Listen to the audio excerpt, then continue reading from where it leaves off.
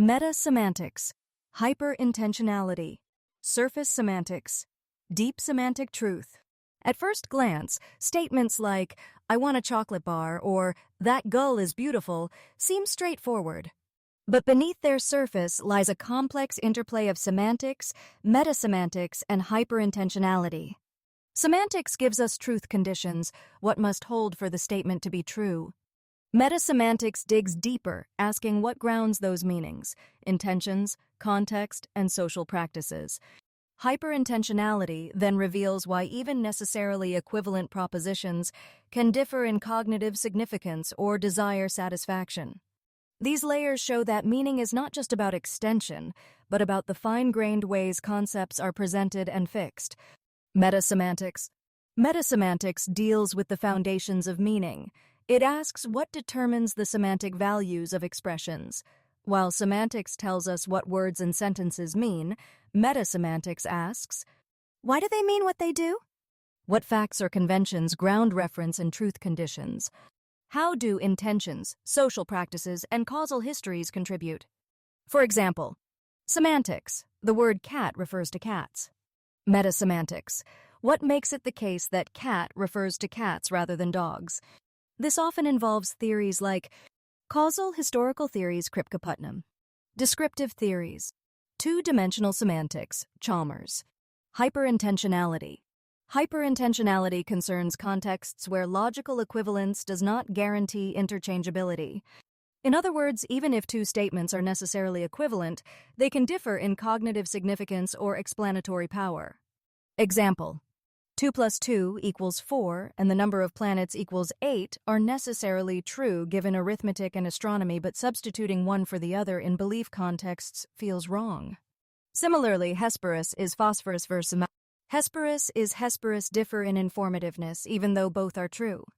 Hyper-intentional frameworks often use structured propositions, fine-grained truth makers, impossible worlds to capture distinctions beyond possible world semantics. Step 1. Meta-semantics angle. Gull is a bare noun type. It refers to the kind or species, a general category. That gull introduces a demonstrative and picks out a specific token in the world, grounded by context and speaker intention. Meta-semantically, the question is, what makes that gull refer to this particular bird rather than another? Answer: indexicality plus speaker's referential intention plus contextual facts. For example, pointing gesture, shared perceptual field. So metasemantics explains the grounding of reference, the mechanisms that fix the meaning of that gull in a given situation. Step 2. Hyperintentionality angle. Now consider. That gull is a gull versus that gull is Larus argentatus. Both are necessarily true if the gull is indeed a herring gull, but they differ in cognitive significance and informational content. Even finer, that gull is the bird I saw yesterday versus that gull is the bird Gwen saw yesterday. These are not interchangeable in belief contexts, even if they refer to the same entity. Hyperintentionality captures this fine-grained difference beyond possible world semantics. Two propositions can be necessarily equivalent but not substitutable in epistemic or explanatory contexts. Connection. Metasemantics gives us the grounding story, how reference is fixed, while hyperintentionality gives us the grain of meaning. Why two necessarily equivalent statements differ in informativeness. Surface semantics. I want a chocolate bar is syntactically an indefinite noun phrase. A chocolate bar, which in standard semantics denotes existential quantification. There exists some chocolate bar such that I want it. 2. Metasemantics. But what fixes the reference of a chocolate bar in your mental state? Intention.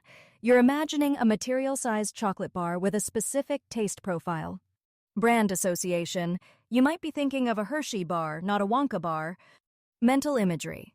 The imagined object constrains what counts as satisfying your desire. So the truth of your desire isn't just about any chocolate bar, it's grounded in your internal representation, which is richer than the bare existential semantics.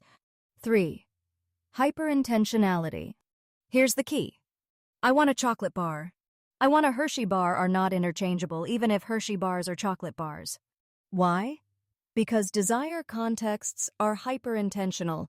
They care about the mode of presentation and the fine-grained content of your thought. If someone gives you a Wonka bar, the existential condition is satisfied, but your desire remains unsatisfied because the imagined taste profile matters. This shows that truth in desire reports depends on more than possible world equivalence. It depends on the specific conceptualization. The deep semantic truth. The example reveals that semantics gives us a coarse-grained truth condition. Metasemantics explains how intentions and mental imagery fix reference. Hyperintentionality captures why substituting coextensive terms fails in attitude contexts. From the imagined Hershey bar to the demonstrative that gull, these examples expose the hidden richness of linguistic meaning. A bare noun like gull denotes a kind, while that gull depends on contextual cues and speaker intention. Similarly, wanting a chocolate bar is never purely existential. It is shaped by mental imagery, brand expectations, and taste profiles. Hyperintentionality explains why substituting coextensive terms fails in belief and desire contexts, while metasemantics accounts for how reference is fixed in the first place. The deeper truth of semantics is this: meaning is not exhausted by logical equivalence or possible world truth. It is grounded in the conceptual and intentional structures that make language expressive of thought. But this raises a pressing question.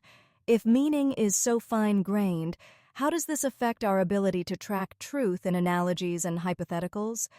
Do these frameworks preserve the intended conceptual structure, or do they risk collapsing distinctions that matter for reasoning and imagination? How clear must we be when expressing our worldviews, especially if subtle shifts in conceptual framing can radically alter interpretation? Why structured agreements might be necessary. Shared reference frames. Without agreed-upon anchors for terms, even basic statements can misfire. Chocolate bar versus Hershey bar shows how existential semantics can fail to capture intended specificity. Hyperintentional sensitivity. Analogies and hypotheticals rely on preserving conceptual nuance. If interlocutors do not share a structure for what counts as relevant similarity, truth-tracking collapses. Metasemantic grounding. Agreements on what fixes meaning, social practice, causal history, speaker intention are essential for avoiding interpretive drift. 2. What would these agreements look like? Explicit conceptual schemas. Define categories and distinctions, for example, kind versus token in the gull example. Here is the text to convert. Context protocols. Specify how indexicals and demonstratives are resolved. Norms for analogy and hypothetical construction. Ensure that fine-grained conceptual content is preserved when reasoning counterfactually. 3. The big question. If we don't form these structured agreements, do we risk systematic misunderstanding in philosophical discourse, ethical reasoning, and even everyday communication? And if we do form them, how rigid should they be? Can they allow for creativity and evolving worldviews without collapsing into ambiguity? Reflection. If semantics, metasemantics, and hyperintentionality show us that meaning is deeply fine-grained, then clarity and shared understanding cannot be left to chance. We may need structured agreements not as rigid dogmas but as starting points for dialogue. These agreements could define core concepts: what counts as a kind versus a token, contextual norms, how demonstratives and indexicals are resolved, analogy protocols, how conceptual structure is preserved in hypotheticals. But even still, we must all start somewhere. The question becomes, do we begin with minimal conventions and let them grow organically, or do we aim for explicit frameworks from the outset? And how much clarity is enough for expressing a worldview without stifling nuance and creativity?